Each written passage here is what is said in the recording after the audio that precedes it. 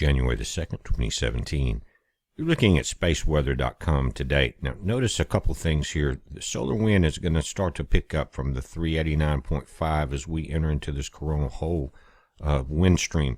Now, the quadrant meteor shower is one of the main reasons I'm coming here, because we talked about the coronal hole last night. Just wanted to mention that. Keep an eye on that speed. But it's this debris is what Earth will pass through, and Tuesday's going to be the peak, tomorrow on the 3rd. But it's saying it's the debris from shattered Comet 2003 EH1. It's the third time is the timing of that favors western parts of North America and islands across the Pacific. As many as 100 meteors per hour could flow from a radiant near the North Star on Tuesday morning.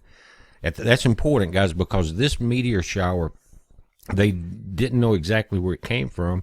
They suspected a couple of different comets, but in 2007, they started narrowing this thing down, but it goes back much further than the EH1 comet. It goes back to the Great Comet in the 1400s that wiped out the Chinese fleet and ended their world domination on the oceans.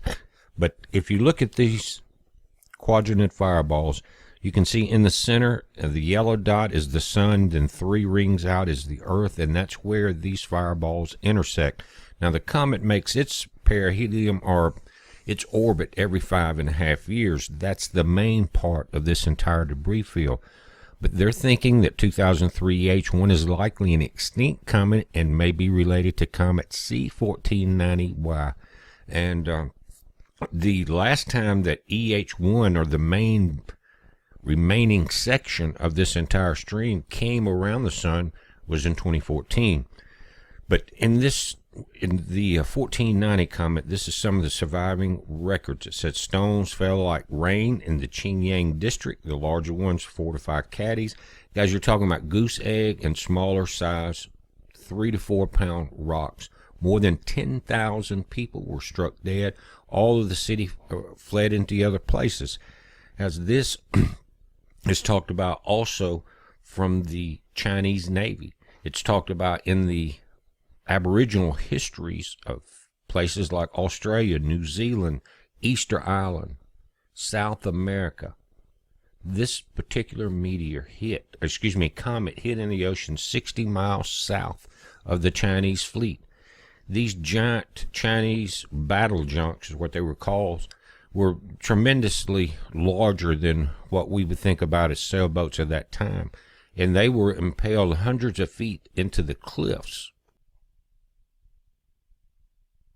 Now it says the Aborigines in Australia and the Maoris in New Zealand both reported a comet being the cause of these fires. Then in November 2003, researchers announced they had found that a comet had impacted the sea between Campbell Island and New Zealand, South Island, blasting a crater 20 kilometers across. Guys, think about that.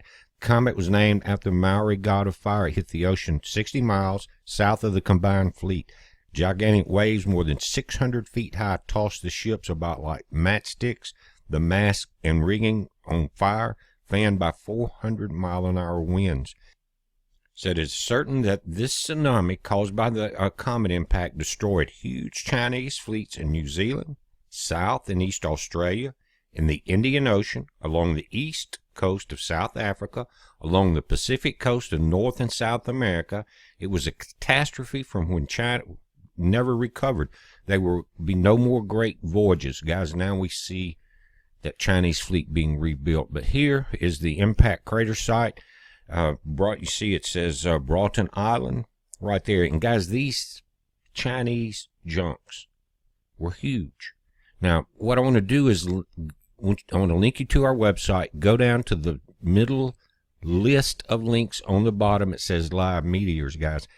If it's overcast, or if it's not, they are coming in now. They're coming in strong. Check out the end of the video, and I'll put the link. It's a heads up. Be safe.